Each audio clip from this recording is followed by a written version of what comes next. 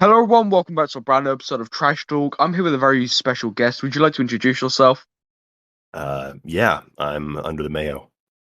And just jumping straight into it, for you, like for some people that I regularly speak to, you do make some different content. So people that maybe aren't familiar with your content, would you just like to familiarize yourself with like what you do and like what you post on YouTube? Um, I don't know. I guess variety gaming analysis, Hmm. gameplay analysis. I Yeah. tend to focus um, on game mechanics and systems and how well I think they all work together and how well the game actually gets you to engage with the design that they have intended. Hmm. So that's kind of become my thing over the past few years. Well, in many genres, it could be. It doesn't matter what kind of game it is. That's kind of how I'm looking at it. Well, for you, when you're making a video, what does your content creation process look like? So, like, when you're sitting down, like, what do you do first? Like, do you play the game? Are you scripting? Are you looking into research beforehand? What does that making a video look like to you? Um, well, yeah, I try to go into a game as fresh as possible and just feel out. I try to feel out what the game wants me to be doing Hmm. and how accountable it holds me for not paying attention, particularly in the opening hours. And I don't want to say that that's what I'm laser focused on. I'm also taking other things, like I'm trying to take in the story. I'm appreciating the visuals. I'm looking Hmm. at a range of things. But as I play something, I'm usually just making notes. I have a list of observations and thoughts and questions that I start listing out. And I'm also recording my gameplay. I do a full record, but I also record clips. If I see something that was interesting in the past 30 seconds, I clip that. And so that's how it starts. I play through as much as I want to, and I just kind of develop a list of observations. And the Hmm. more I play, the more detailed those observations become. Like my list starts off with very simple, like just like one sentence, like movement feels good, or Yeah, yeah. stuff like that, or level 2 has great visuals, or whatever. Hmm. But once I get to observation number 20 or so, then I'm starting to write full paragraphs. And then those are thoughts that start working themselves into a script. So by the end of the game, I'm actually kind of writing the script already. And like for you, when you're doing this, right? Well, when you're like mapping it out, like you're putting down like what you're seeing and what your thoughts are, like, and even by the end of the video creation process, how long regularly, right? Because I know depending on what video, it's going to take longer sometimes, right? Like one video could take like a couple of weeks, another video could take a couple of months, right? But on Yeah. average, how long would you say a video when you're making a video? Like, how long does it take for you to make one of your like regular videos? Are we counting playtime? Yeah. Okay, because I mean sometimes a game playing is 20 hours on its own. Hmm. So if we're including playtime, I would say a typical, let's say 15 to 20-minute video. Oh, it takes maybe I'm gonna say 40 hours. And that's a lot of time, right? Especially for one video, right? And I Yeah. think that's something that a lot of people don't see, right? People don't see the behind the scenes stuff where you're sitting there, you're playing throughout the game, you're like mapping all this down, like you're doing the editing, you're doing the over voice, right? There's so Yeah. much that goes into these videos that people enjoy. So for you, when you do make these videos and you upload them, like in your opinion, from the videos you've uploaded as of recent, what do you think best demonstrates your ability to do all of that? So what is your best video in your own opinion? Oh wow. Well, I do want to say that a couple months ago I published a behind the scenes video Hmm. actually that goes into how I made my Resident Evil 4 review. And so if anyone really wants to look at how the process works, you can go check that out. But hold on, I'm pulling up my recent videos. What's so like the question is basically like of my recent stuff, what is something that I think is a solidly made video that represents how I'm working these days? Yeah, yeah. Um, well, I think from a review perspective, I would say the Resident Evil 4 review. Long form, 40 minutes, goes into lots of detail. I would say that is my most representative piece from that kind of video. Yeah. But I don't just do like reviews and stuff. I also do strategy videos. I do opinion pieces. I do all kinds of stuff. And so I would couple with that the Resident Evil video on cut content, where it Hmm. talks about the different kinds of content that have been cut out of the Resident Evil remakes and why they feel a little bit different, to fans of the series. So I would say those two. Those are very different kinds of videos. Not 100%, because you do like quite a vast variety, right? Like it's all Yeah. within the same genre and stuff, but like very No, different processes, right? Like in well, video no, not. creation as I well. wouldn't say same genre. I mean, I cover shooters, indie games, survival horror, Hmm. puzzle games. I'll cover whatever I think is fun to talk about. Right? Beat 'em Hmm. ups, Yeah, brawlers, 100%. horror games, even some like a conversation romance simulator like Emily is Hmm. Away. Like if I think it's interesting, I'll talk about it.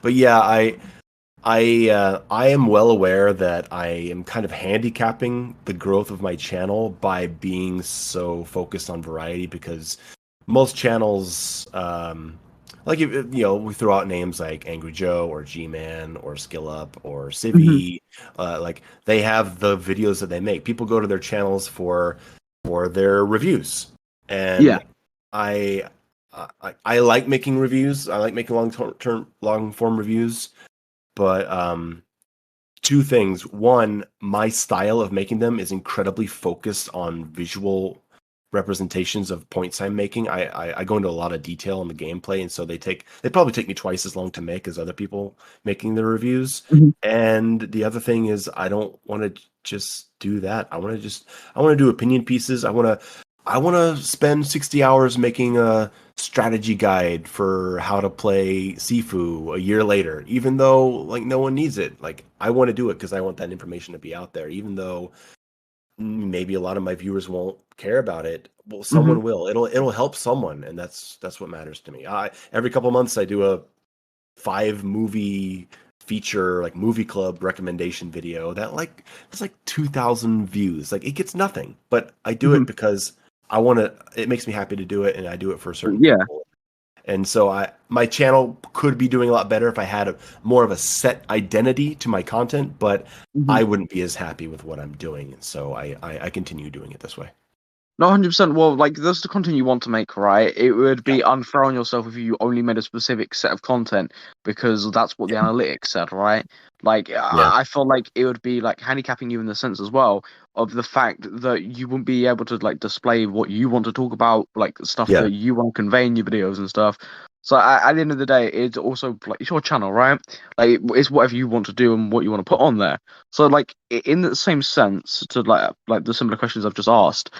For you, what was your favorite game when you were like doing a lot of these videos? What was your favorite game that you've played? God. I'd say the obvious answer would be Doom Eternal. That's a game that has Yeah. changed my life, right? And Hmm. I think it's one of the greatest games that's ever been made. But I also feel that Streets of Rage 4 is also an incredibly good game, and I would say that those have been the two games over the past few years that have just impressed me on unbelievable levels of Hmm. action gameplay, right? But I got to give it to Doom Eternal because I feel like it's not just a great game. I feel like it is an important game that has Hmm. caused a lot of discussion, and I think that it will be it and has been influential and will be influential going forward. I'm already seeing it in other titles, and so I'd have to go with that one. It feels like No, kind of like a 100%. once in a decade title to me. And even like even if it wasn't there, right, as that, it also just helped you build your current brand, right, and your current Yeah, channel and like where you are now. So it's almost as well. It's got like I don't know if you'd agree here, but I'd say it's almost also got a sentimental value as well. That it's sure. like that's the video that got you to like, well, not got you to there, but like helped you push you out to like to the extent where you are now, right now. Like I don't think that you would be at the level of content creation, like subscribers and how well you're doing at the moment with No. your videos if it wasn't for that like Doom Eternal, right? Sure. No, of course not. That's entirely right. Because I've I have friends here that want to be YouTubers, and when it happened to me, they were like, "Man, how did you do it? Like, how did you get that success?" And I said, "I don't know, man. I wasn't looking for it. I just made a video about how I felt about the Marauder and how I felt people were wrong about him, and Hmm. it blew up, and it wasn't just views because." People can get views from viral videos, but it doesn't translate to subscriber growth. Yeah. And what happened with me is that I shot up to 10,000 subs in like a week. And I was like, whoa, what? And then 20 and then 30. And so that was a message to me that people didn't just like the video, that they were actually interested in hearing more of what I had to say. And so I pushed really hard on that. And yeah, Doom was the catalyst. And then people went back and watched the God of War video, and then and then the Resident Evil 3 review popped off just like a month later.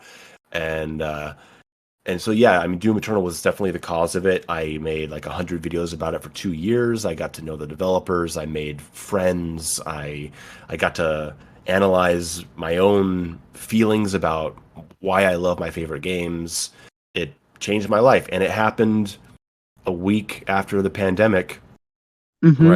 I lost most of my employment over that period, and then suddenly I YouTube happened. I didn't even know it was going to happen. I wasn't even trying, and it just happened. And so yeah, it changed my life in many ways. So yeah, Doom Eternal is going to have a very close place to my heart in the way that Resident Evil 1 does, which was the first game that got me and my sister to actually really start talking to each other and become friends when we were Hmm. kids. Like Mortal Kombat 9, which was, a game that came along at a point in my life where I was really struggling and uh, didn't really have many people that I was talking to and spending a lot of time to myself. And suddenly I'm in a group of guys that are all playing this fighting game together, and we're traveling and going to tournaments. And, like it's one of those games that has marked me deeply and will stay with me forever.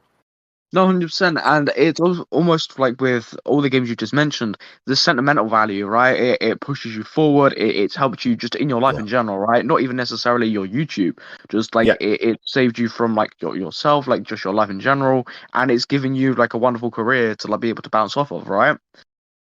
And which I think is really special, right? Like you don't see that a lot with some other content creators, right? Depending what genre you're in. So it's really nice to see someone that's been able to like use a game, right, to like not only launch like like a brand and a career, but also just like a successful social life and a personal life, right? Yeah, Like, absolutely. so it's lovely to see. And just on the flip side of that, like I know we've just been speaking about your favorite games and stuff, and like your favorite stuff to do with all of it. But like from a video standpoint, what was your least favorite game to play and like sort of speak about? Well, least favorite to play and least favorite to speak about don't necessarily have to be the same title, because it can Hmm. be really fun to talk about something that you don't enjoy Yeah, playing. yeah. Uh, so, God, the least favorite game to play was probably Alien Isolation. Hmm. Which is a controversial video on my a topic on my channel, but it is an early topic that kind of defined my brand. And least favorite to talk about was, man, probably Callisto Protocol. That And was just a miserable. I didn't like. You can hear it in my voice in that video. Like, I don't want to say it's phoned in, because I did find in it some interesting topics in it that I wanted to talk about, but it came after 3 solid weeks of playing God of War Ragnarok, hmm. which just drained my entire soul. Yeah. And then I made that hour video, and it just consumed my life. And I was like, oh my god, I need something good to pick me back up. And then Callisto Protocol was the next game I played, and it was just so bad. Yeah. that I was just tired. I couldn't even feel anything, and so when I was talking about it, it was just like pulling teeth to even talk about that game. No, 100%. And like I guess as well, right? It was a combination of things, right? Like just I guess as well, like it is a bad game, right? But do you think if it was like in a different situation, right, where you hadn't just come off the back of playing God of War Ragnarok and stuff, do you reckon that you would have probably had a better time playing it, like regardless of it just being bad in general? I highly doubt it. I don't think it has anything to do with my enjoyment of the game. It was more about finding the motivation to talk about Yeah. why I thought it was bad. And when everyone was already saying the same thing about it, like it's so obvious what that game's problems are. And I was Hmm. like, I was like, man, what am I gonna do? What am I here to say? Like, am I gonna talk about the PC performance problems for 5 minutes? Everyone's already done that. What am I here to say? And so I couldn't even really find the motivation to talk about it because it wasn't bad in any kind of interesting way. Yeah. And so I tried to talk about what I thought was kind of interesting, which is some of the combat aspects of it, which I thought had some potential. I tried to focus on that, but that's about as much as I could do. And then I was just ready to put it behind me, move on to No, I something else. 100% get that. Like, especially from a motivation standpoint as well, like just Yeah. how draining it sounds like it was for you as well, but like for the content creation process and everything. And just in general, right? We've spoke quite a bit about like your current videos and your older videos. Like, how do you think your content has evolved since you started making YouTube videos? Oh, how's it evolved? I think that evolved in terms of the philosophy that and the lens that I'm trying to present these games, where I'm focused on uh, player accountability, creative incentive, and clear communication of a game's core systems. That has become like the three pillars of what I'm trying to talk about with everything. Like does the game encourage you to play it well and to play it creatively? Does Mhm. it have consequences for not engaging with its interesting systems? And does it communicate to you what it expects you to be doing? Yeah. And those are the three things that I'm really looking for in any game. And it doesn't even matter what the genre is. It doesn't matter if it's Doom. It doesn't matter if it's Slay the Spire. Right? It's all the same thing. Well, like for you, like when it comes down to that, right? Of like how your like content's changed with all your philosophy and stuff. Like Yeah. going forward, right? I don't know how much you want to speak about this because, of course, like these videos, like it depends when you choose them and content creation, how long they take and stuff. For like your future, do you really want to continue on the path that you're sort of on at the moment? Yeah, I believe so because it's something I feel strong about, and it's Hmm. a type of conversation that I find interesting, and I'm getting more people to talk about it, and I've gotten viewers to start talking about games this way, to start thinking about games this way. I've gotten to talk to Hmm. game developers who are happy to be having these kinds of conversations. And Yeah. so I've just tried to apply it like with a wider net, you know? Like Yeah. I don't 100%. want to apply this to just fast shooters. It's Hmm. more that this applies to everything, right? Like this the way I talked about Signalis. It's the way I talk about Vanquish. It's the way I talk Hmm. about Proteus. It's the way I talk about the new Resident Evil 4. And it's I think it's an interesting way to talk about games, and then there's more to talk about. If I find the story Yeah. interesting, cool, let's talk about it, right? But I do kind of have a core thing that I think people who watch me regularly are watching because they want to hear me look at a game from that perspective and see how it holds up. But also keep in mind that it is not everything. It is not Hmm. absolutely everything. There are games where I think it's got big problems when it comes to these sorts of things in their gameplay, yet I still like it for other reasons. So I always try to be Hmm. open with that. And staying open, I think, is what's going to allow me to continue this going forward. Well, 100%. I think that reflects just your channel in general, right? You're very open with the games that you play and stuff. You're not stuck in just one genre of game, right? Right. You're Yeah. constantly bouncing between like the different genres. So it does almost as well just reflect like what sort of games you play and stuff, especially when it comes down to your channel.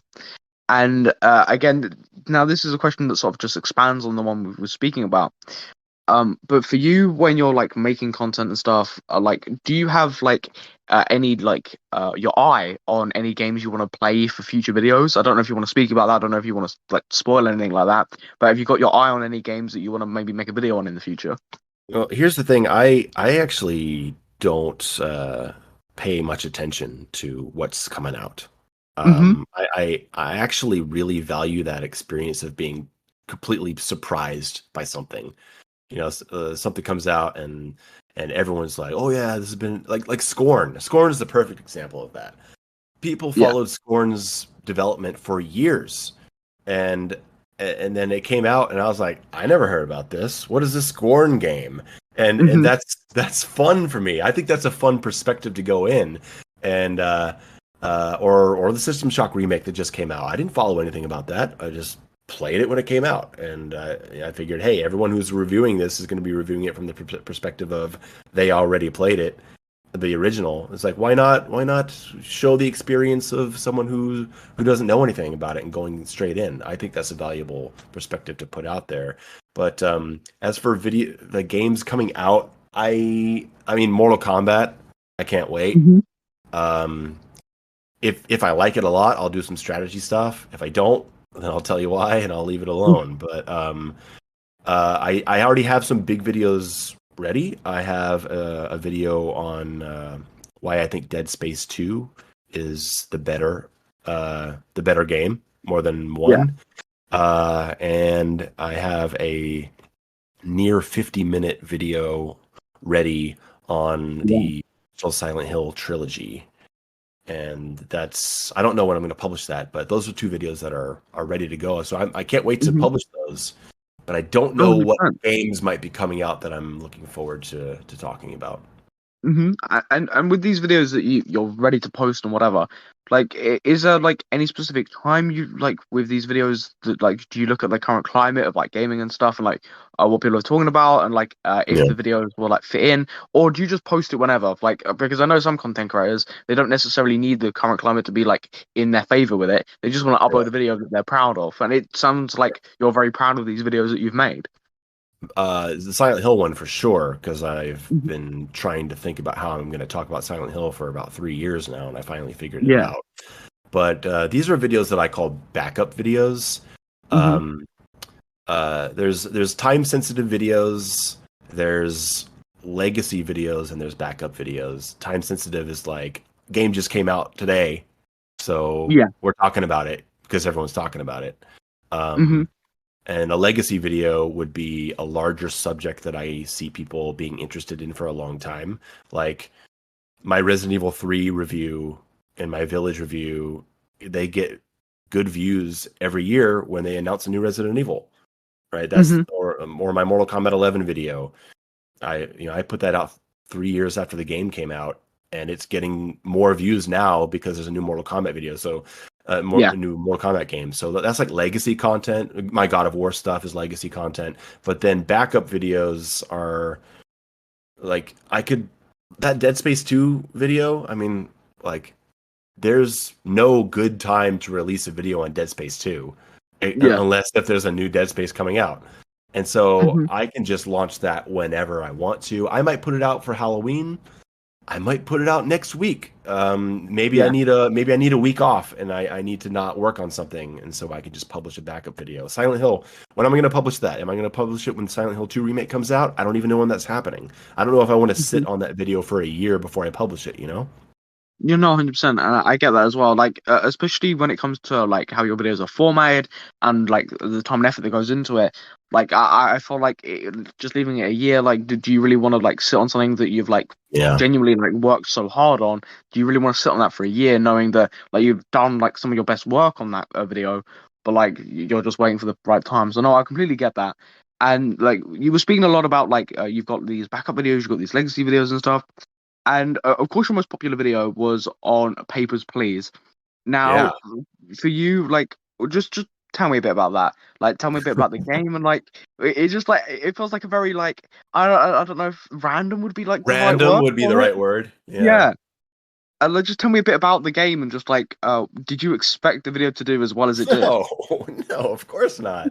I was just, like, hey, I want to show you what it's like to play this awesome indie game. And it Yeah. wasn't in the news or anything. It was just, I just decided to talk about it, and and it was in those early months where my channel was first starting to take off, and so I guess the algorithm was helping with that. But it only did like a 100,000 views in the first year or so, and hey, that's cool. Can't complain about that. But what happened was, uh, some of your viewers might remember in the election. I think it was the election time, or there was some kind of political stuff going on where, like, the United States people were like freaking out about this, like a caravan of immigrants Hmm. coming up from Central America or something, and people are like freaking out about it. Yeah. And because of that, because Papers, Please talks about immigration, Hmm. and I think the Papers, Please video has a hashtag for immigration in it. Yeah.